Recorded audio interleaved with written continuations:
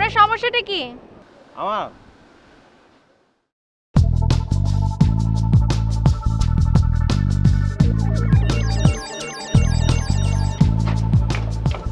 মা, তোমরা না অবজেকশন দিছলা যে এখানে ম্যাচ রাখা যাবে না? ফ্যামিলির মধ্যে কিসের ম্যাচ? এই যে ম্যাচ রাখছে তো রাখছে, কি উটকা ফুটকা লোক এনে রাখছে?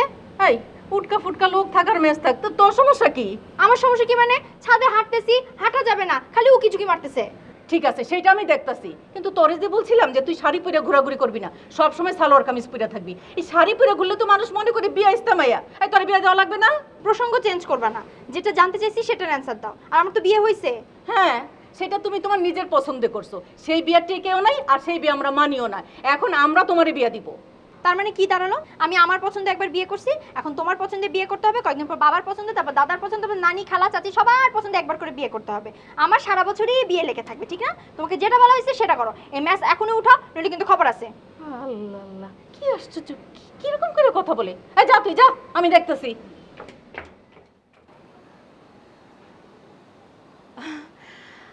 আরে বাবা, তুমি? আন্টি আসসালামু আলাইকুম। ওয়ালাইকুম আসসালাম। কেমন আছো?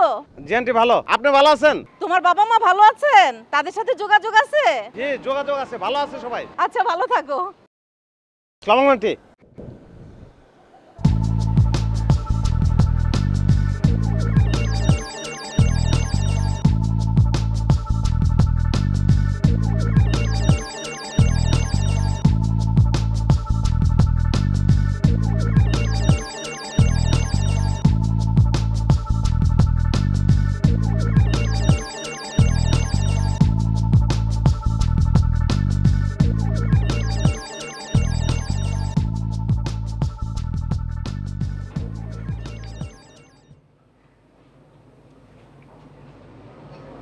আব্বা কেমন আছেন?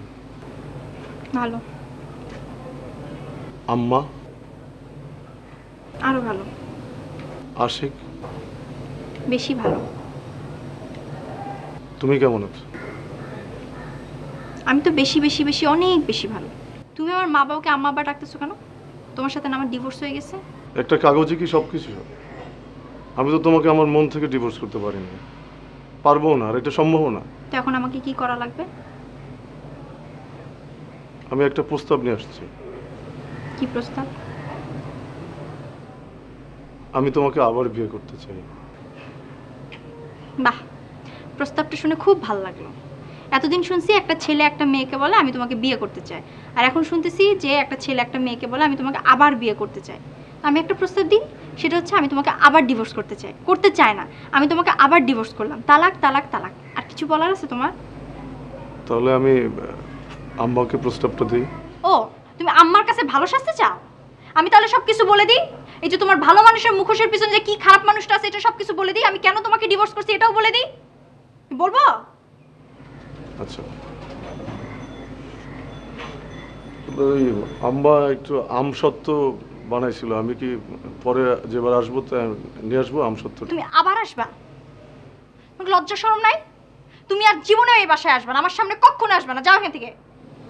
আচ্ছা, তাহলে ওটা আমি